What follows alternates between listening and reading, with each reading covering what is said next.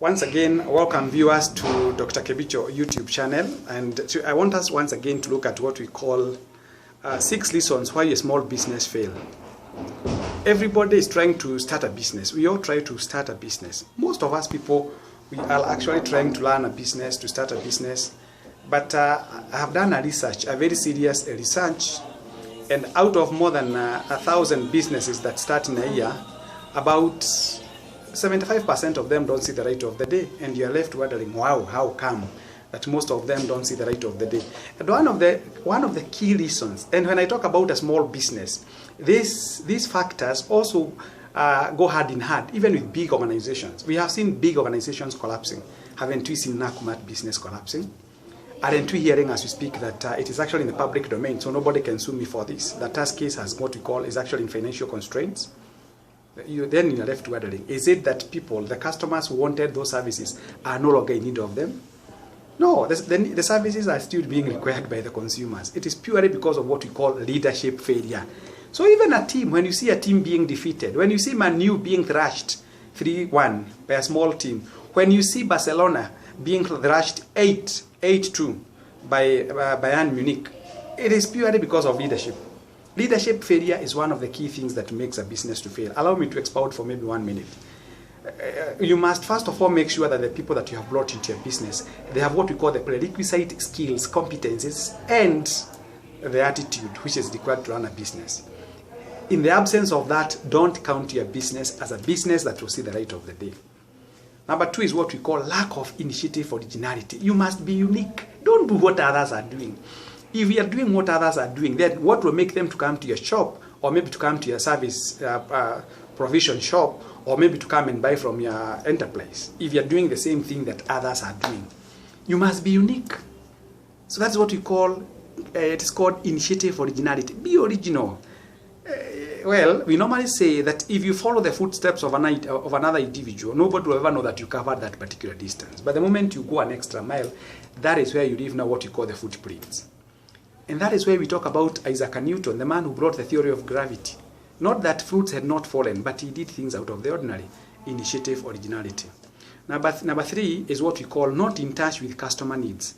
You must know what customer requires in your business. If you don't know what customer requires in your business, then you are doing it for your own sake, not for the consumers. We have now gone out of this aspect where people used to have what we call seller-driven kind of a product. Now we go to what we call customer-driven kind of a product. You provide what customers need. The moment you provide what customers need, that is when now you create what we call a niche in the market. You have a competitive edge. You are above board, and therefore you can do good business. The other thing is what we call unprofitable business model. You must come up with a business model that supports the project that you are taking. One that even actually looks at what we call the deeper analysis of financial cash flows. How are the cash flows? How is money coming in? How is money getting out? And you also have to identify within that particular arrangement to realize which products and services are giving you good returns, so that you can invest more on those ones as opposed to those ones that take longer in your shelves. So that's what we call having an unprofitable business model. Number 5 is what we call poor financial management. One of the things that makes many businesses to collapse, the moment an entrepreneur realizes that his business is doing well, that is when he thinks of going to visit what we call various destinations in the world. No, you don't do that. First of all, study the business. Take a bit of time, study the business. See what we call, understand the ropes of the business, the pros and cons of these businesses, the loopholes. Be able to seal them. Let first of all the business reach a level where it can operate on autopilot, that even in your absence, this business can still run. Unfortunately, many of us people don't do that. Stick to your business. You have taken time, energy, and money to put that particular business in place. So it is in your interest that you spend more time in your business to study it properly, so that even when you're not there, you'll be knowing how this business is being run. That's what you call now managing your business properly. Don't go out of your business having not established what we call the modus operandi. How is the business being operated by even the people that you leave behind? It's very, very important.